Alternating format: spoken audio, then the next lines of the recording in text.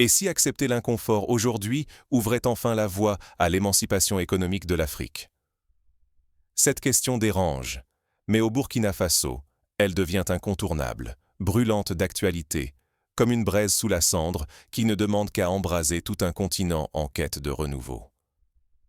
Imaginez un instant, malgré des décennies d'efforts, des routes défoncées continuent de traverser le pays. Les principaux axes, comme la route nationale numéro 1 menant à la région de Kokolovo, ressemblent parfois à des pistes abandonnées, des cicatrices béantes dans le paysage. Chaque kilomètre impraticable isole des villages, freine les échanges et paralyse l'économie nationale. Ainsi, le trajet entre Ouagadougou et Kokolovo, qui devrait prendre à peine 2 heures lors des années fastes, s'étire parfois sur toute une journée à cause des nids de poules et des tronçons défoncés, transformant le transport d'une simple denrée en véritable aventure. Face à cette urgence, l'État mise sur la Sonabi, entreprise publique désormais au cœur de la stratégie. Jadis simple fournisseur de carburant, Sonabi devient le pilier logistique chargé de soutenir les brigades de construction, de distribuer le bitume et d'organiser la modernisation à grande échelle du réseau routier. Pour comprendre l'ampleur du défi, il suffit d'imaginer la coordination nécessaire. Des dizaines de brigades réparties sur tout le territoire, chacune dépendant du ravitaillement en carburant, de la livraison de matériaux et d'un flux logistique sans faille pour ne pas interrompre les chantiers. Mais un dilemme déchire le pays. Faut-il baisser le prix du carburant pour soulager les ménages immédiatement ou investir chaque franc économisé dans des infrastructures capables de transformer durablement le Burkina Faso? D'un côté, le soulagement populaire. De l'autre, le risque de sacrifier l'avenir d'une génération entière si les travaux ralentissent faute de moyens. Cette question rappelle les débats qu'avaient connus d'autres nations en développement, comme le Brésil dans les années 70, où le choix avait été fait d'investir massivement dans les infrastructures, parfois au détriment du pouvoir d'achat temporaire des ménages, avec des résultats tangibles une génération plus tard. Le paradoxe est cruel. Au Burkina Faso, le carburant coûte déjà moins cher que dans plusieurs pays voisins, alors même qu'il est importé et transporté sur des centaines de kilomètres. Ce constat soulève une autre interrogation. Pourquoi les Burkinabés consentent-ils à financer eux-mêmes, souvent plus cher que leurs voisins, un développement dont ils attendent tant? Cette question, posée dans les foires, les marchés, les débats radiophoniques, résonne jusque dans les foyers. Elle rappelle le sacrifice consenti par les Sud-Coréens dans les années 50, qui, face à la pauvreté, choisirent de financer eux-mêmes leur propre industrialisation, acceptant l'inconfort immédiat pour un futur meilleur. Au cœur de ces débats, c'est tout un modèle économique qui vacille. Le Burkina Faso se détache des recettes occidentales. Il parie sur la solidarité nationale, fait du sacrifice un levier et mise sur l'investissement long terme plutôt que sur la gratification immédiate. Mais à quel coût? Et avec quels résultats tangibles? Le pays ose poser la question qui a longtemps été éludée. Vaut-il mieux être temporairement moins à l'aise, mais construire les bases d'une prospérité partagée, ou céder à la tentation de l'immédiat pour perpétuer la dépendance? Si la question n'est pas posée collectivement, l'Afrique risque de rester enfermée dans des schémas venus d'ailleurs, incapable de garantir sa souveraineté ni la prospérité de ses enfants.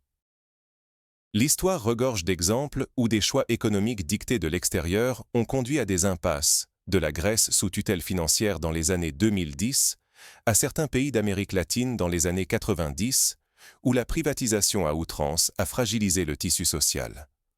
Pour comprendre ce choix radical, il faut plonger dans l'histoire récente du Burkina Faso et décrypter comment la Sonabi s'est retrouvée au centre de cette stratégie. Car derrière ce pari se cache un projet de société inédit pour le pays, celui de l'autonomie, de l'audace et du refus de l'imitation servile. Les chiffres de croissance ne remplissent pas les assiettes. Mais qui décide ce qui compte vraiment pour une nation? Derrière les pourcentages et les moyennes, une évidence s'impose. Tant que la croissance économique ne se traduit pas par des changements dans le quotidien, elle demeure un mirage pour la majorité. Cette réalité est illustrée par le contraste entre les statistiques flatteuses du Ghana des années 2000 qui n'ont pas empêché la persistance de la pauvreté dans les zones rurales. Au Burkina Faso, malgré une crise sécuritaire persistante, l'économie progresse d'environ 1,5%. Ce n'est pas négligeable. Cette croissance prend corps dans le redémarrage de plusieurs mines autrefois à l'arrêt, ainsi qu'une hausse marquée des exportations agricoles. Par exemple, la région du Centre-Nord a vu ses exportations de sésame doubler en 3 ans, apportant des devises et dynamisant l'emploi local. Mais produire et exporter ne suffit pas. L'État burkinabé surveille de près l'évolution des prix sur les marchés locaux. Le président refuse de s'en tenir au rapport du ministère des Finances. Il veut savoir combien coûte le maïs, le mil, l'huile sur les étals populaires. Le vrai impact se mesure dans le panier de la ménagère, pas dans les tableaux d'experts. Pour donner un sens concret à cette croissance, le gouvernement s'engage. Soulager les familles, améliorer l'accès aux biens essentiels, renforcer le pouvoir d'achat, surtout pour les plus vulnérables. L'enjeu est clair, faire en sorte que les fruits du développement soient réellement partagés. Ainsi, dans le marché de Toudoubouéogo, une baisse de 10% du prix du sorgho a récemment été constatée, conséquence directe des politiques d'appui à la production locale. Dans cette stratégie, l'État joue un rôle central. Il ne se contente pas de superviser. Il reprend en main des entreprises publiques rentables, il s'assure que les richesses issues des mines ou de l'agriculture profitent d'abord à la nation. Ce choix rappelle le modèle norvégien, où la manne pétrolière est gérée par l'État, au bénéfice de tous, à travers un fonds souverain qui finance l'éducation, la santé et les infrastructures. Mais un risque demeure. Si la croissance reste abstraite, la population n'en percevra aucun bénéfice, et le changement perdra sa légitimité. La confiance ne se construit pas sur de lointaines promesses. Le Burkina Faso l'a compris. Il faut rendre la prospérité tangible pour chaque citoyen. Cela passe par des mesures concrètes, comme la construction de centres de santé accessibles, la rénovation des écoles ou l'électrification rurale qui change la vie au quotidien. Pourtant, une question cruciale persiste. Qui doit piloter ce développement ? L'État seul, le secteur privé ou une alliance inédite ? La réponse à cette question déterminera qui profitera réellement des richesses du pays. Le choix du modèle de développement n'est pas neutre, il façonnera la vie quotidienne et les perspectives d'avenir. Historiquement, les pays qui ont misé sur un partenariat équilibré public-privé, comme la Malaisie, ont su tirer profit de leurs ressources tout en favorisant l'innovation et l'entrepreneuriat local. Quand l'État serre les rangs, qui suit le mouvement et qui ose vraiment s'y opposer? Au Burkina Faso, un tournant décisif s'amorce. L'État reprend la gestion directe de ses secteurs stratégiques. Mines, industries clés, carburants, biens essentiels, partout, le public s'impose. C'est un choix courageux, en rupture totale avec des décennies de privatisation dictées de l'extérieur. Il n'y a pas si longtemps, le secteur privé régnait en maître. On confiait l'exploitation des mines, de l'énergie, des services techniques à des groupes, souvent étrangers, censés moderniser et enrichir le pays. Mais les promesses n'ont pas tenu. Les profits partaient, les ressources s'épuisaient, l'investissement local restait un mirage. Les mines d'or en sont le symbole. Pendant des années, des sociétés étrangères exploitaient le sous-sol burkinabé, reversant à peine une infime part, parfois moins de 10%, aux caisses publiques. Aucun contrôle réel sur les volumes extraits, peu d'emplois créés sur place et des infrastructures locales quasi inexistantes. La richesse filait, creusant les inégalités et fragilisant la souveraineté économique. Le même schéma se répète ailleurs. Les inspections techniques, essentielles à la sécurité routière, sont confiées à des privés qui maximisent leurs marges au détriment du service public. L'importation du carburant, longtemps abandonné au marché, a ouvert la porte à la spéculation. Le prix du litre varie au gré de quelques puissants. Résultat, l'État doit intervenir. La Sonabi, entreprise publique, doit désormais alimenter toutes les brigades régionales et gérer la logistique routière. Sans organisation centrale, impossible d'investir à long terme ni de répondre aux urgences nationales. Mais la résistance ne faiblit pas. Le secteur privé local se montre frileux. Peu de sociétés osent entrer dans ces filières jugées risquées ou peu rentables à court terme. Les grandes entreprises préfèrent l'import-export, délaissant la transformation et l'innovation sur place. Alors, quand la négociation échoue, l'État impose des règles strictes, plafonne les prix ou menace de nationaliser des filières vitales. Ce retour du public se heurte à de nombreux obstacles. Il exige des sacrifices, une réorganisation profonde, et parfois l'incompréhension, voire l'hostilité, de partenaires extérieurs habitués à fixer les règles. Mais c'est aussi une chance unique de bâtir un modèle où la richesse reste sur le territoire, où l'investissement bénéficie d'abord aux citoyens, et où la souveraineté économique devient une réalité tangible. Le pari reste risqué. Si l'État échoue à insuffler une dynamique nouvelle, le pays risque de retomber dans la dépendance, incapable de financer son propre développement, à la merci des marchés mondiaux. Mais sans ce sursaut, qui maîtrisera le coût de la vie, qui assurera l'accès à l'énergie ou la dignité des générations futures. Derrière ce bras de fer public-privé se cachent des enjeux plus profonds.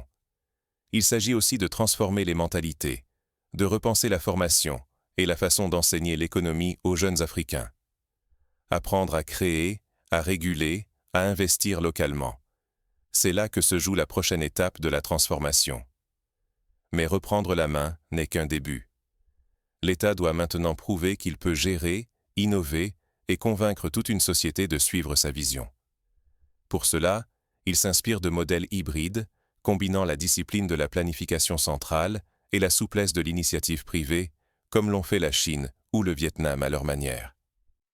Et si l'avenir du Burkina Faso reposait sur le courage de bâtir un modèle économique radicalement africain, quitte à traverser une période d'incertitude et de sacrifice? Pendant des décennies, l'Afrique s'est vue imposer des recettes étrangères, souvent inadaptées à ses réalités. Mais aujourd'hui, le Burkina Faso ose rompre avec cette dépendance. Il choisit de repenser son développement à partir de ses propres besoins, de ses ressources et de l'expérience quotidienne de ses citoyens. Premier défi, l'éducation supérieure. Universités et écoles réinventent leur cursus pour répondre aux urgences nationales. L'agriculture s'adapte au climat du Sahel. L'ingénierie se concentre sur l'exploitation intelligente des ressources locales. La gestion d'entreprises s'enracine dans la culture burkinabé. Les jeunes ne sont plus formés à reproduire des modèles venus d'ailleurs ou à s'expatrier, mais à construire une économie autonome, robuste et solidaire. L'État, désormais, prend les commandes. Il ne se contente plus d'arbitrer, il planifie, régule, protège. Il adopte des mesures concrètes, subventions ciblées pour les secteurs vitaux, soutien massif aux petites et moyennes entreprises, incitation à consommer local. Les importations sont contrôlées, parfois restreintes, pour préserver la monnaie nationale et stimuler la production intérieure. L'enjeu est de taille. Il s'agit d'enrichir la collectivité, pas seulement une élite. Lorsque l'État contrôle les secteurs stratégiques, énergie, mines, infrastructures, il s'assure que les bénéfices reviennent d'abord aux Burkinabés. Fini la fuite de capitaux vers l'étranger ou la concentration de la richesse entre les mains de quelques-uns. Mais cette transformation exige des renoncements. Certains produits importés pourraient devenir plus rares ou plus coûteux, du moins au début. L'automatisation est introduite avec précaution, afin de moderniser sans sacrifier l'emploi. Chacun devra peut-être travailler différemment, consommer autrement, accepter une profonde mutation du tissu économique. C'est le prix à payer pour une souveraineté réelle, où le Burkina Faso ne dépend plus de l'extérieur, mais façonne son propre destin. Face aux excès du capitalisme dérégulé, l'État assume son rôle de bouclier. Il protège les citoyens contre la spéculation, les monopoles abusifs, l'exploitation sauvage. Il garantit un accès équitable à l'énergie, à l'eau, aux aliments de base. Il contrôle les prix des produits vitaux, investit massivement dans les infrastructures, même si cela implique un effort national.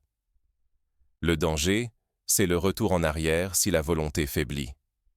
Si le Burkina Faso n'impose pas sa voix, il restera exposé à la prédation extérieure, à la perte d'emploi, à l'insécurité sociale. Mais le choix est là, plus pressant que jamais, subir ou écrire sa propre histoire. Mais adopter un tel modèle n'est pas sans conséquences sur la vie quotidienne. Comment ces choix audacieux se répercutent-ils concrètement sur l'emploi, le panier des ménages et l'avenir des jeunes? les héroïnes du renouveau économique restent souvent dans l'ombre. Derrière chaque point de croissance, des milliers de femmes portent l'espoir, réinventant chaque jour la vie au Burkina Faso avec audace et ingéniosité.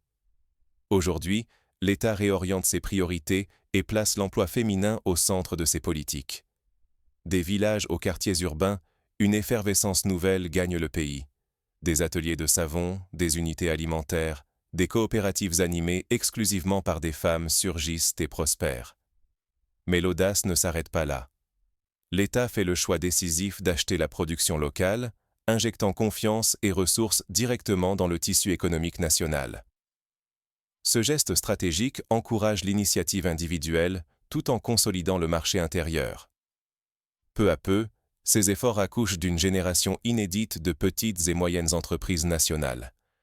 Mieux structurées, plus ambitieuses, elles deviennent des piliers incontournables d'un développement inclusif, ancré dans la réalité du pays. Désormais, il ne s'agit plus d'assistanat, mais bien d'accompagnement durable. Les femmes gagnent en compétences, s'organisent collectivement, prennent la parole et rêvent plus grand, inspirant leur entourage et ouvrant la voie à d'autres. Pourtant, la transformation la plus profonde se joue dans les mentalités. Valoriser le savoir-faire africain et reconnaître la richesse de la production locale, c'est insuffler une fierté nouvelle et redonner confiance à toute une nation. Mais cet élan reste fragile. Un revers signifierait un retour périlleux à la dépendance vis-à-vis des importations, aggravant la précarité des villes comme des campagnes. Le développement inclusif n'est plus un luxe, mais un impératif vital. Face à ces défis, la mobilisation collective s'impose. Familles, associations, société civile, toutes et tous sont appelés à débattre, agir et porter cette dynamique jusque dans les gestes quotidiens. Pourtant, derrière ces avancées se cachent encore des défis majeurs. La route vers une souveraineté économique pleinement assumée reste semée d'obstacles à relever ensemble. Prenons le cas des petits producteurs de maïs de la région de Bobo-Dioulasso. Il y a 5 ans, leur récolte était achetée à bas prix par des intermédiaires venus de l'étranger. Aujourd'hui, grâce à une politique d'achat direct menée par l'État, ces mêmes producteurs bénéficient d'un prix juste, leur permettant d'investir dans des semences améliorées, d'acheter du matériel et même d'envoyer leurs enfants à l'école. C'est ainsi, pas à pas, que se construit une économie plus équitable. De même, dans le secteur de la santé, la nouvelle politique de fabrication locale de médicaments essentiels réduit la dépendance aux importations et permet une distribution plus large dans les zones rurales. Ce sont ces exemples concrets qui donnent chair à la notion d'émancipation économique, loin des discours abstraits.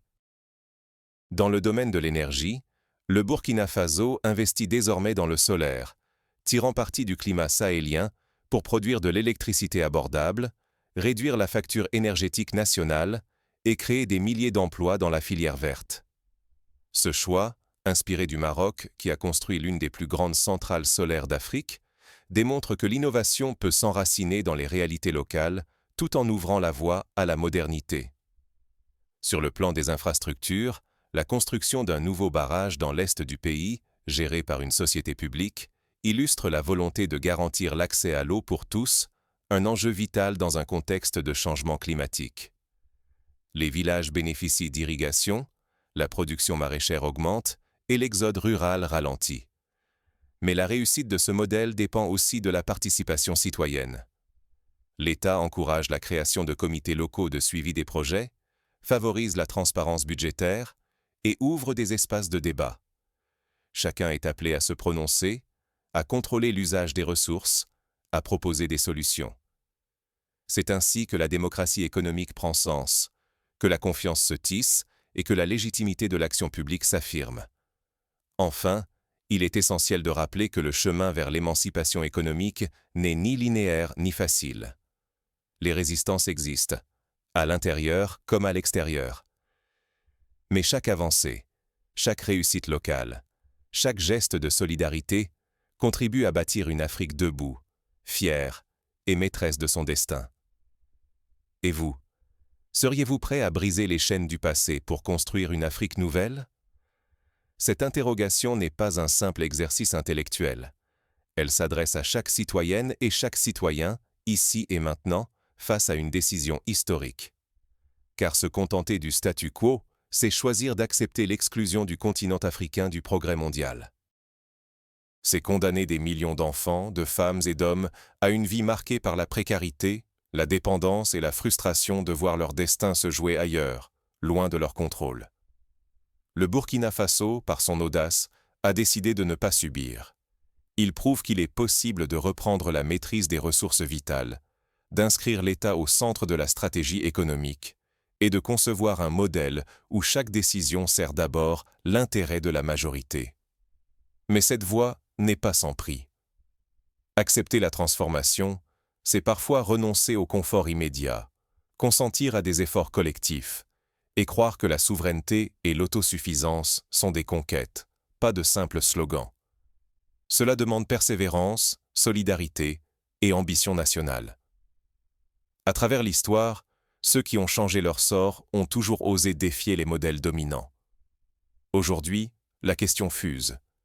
Qui aura l'audace de s'informer, de questionner, de débattre, et surtout de refuser la résignation pour exiger une véritable métamorphose? Partagez votre point de vue en commentaire. Pensez-vous qu'il faut repenser en profondeur le développement africain? Faut-il renforcer le rôle de l'État pour défendre l'intérêt collectif? Ou croyez-vous que le salut se trouve dans l'imitation de solutions extérieures? Votre opinion a du poids. C'est par la discussion, l'esprit critique et l'engagement citoyen que le changement devient possible. Refusons l'indifférence. Interrogeons sans relâche nos habitudes et nos croyances, car c'est aujourd'hui que se dessine l'Afrique de demain. Le futur reste ouvert. À chacune et chacun d'entre nous de veiller, d'agir et de peser sur la destinée du continent. Rappelons-nous, ce sont nos choix d'aujourd'hui, ancrés dans la réalité, nourris par le courage et la solidarité, qui dessineront les contours d'une Afrique souveraine, prospère et fière. L'émancipation ne viendra pas d'ailleurs, elle naîtra de la volonté collective de bâtir un avenir à notre mesure, pour nous, par nous. À vous la parole, à nous l'action.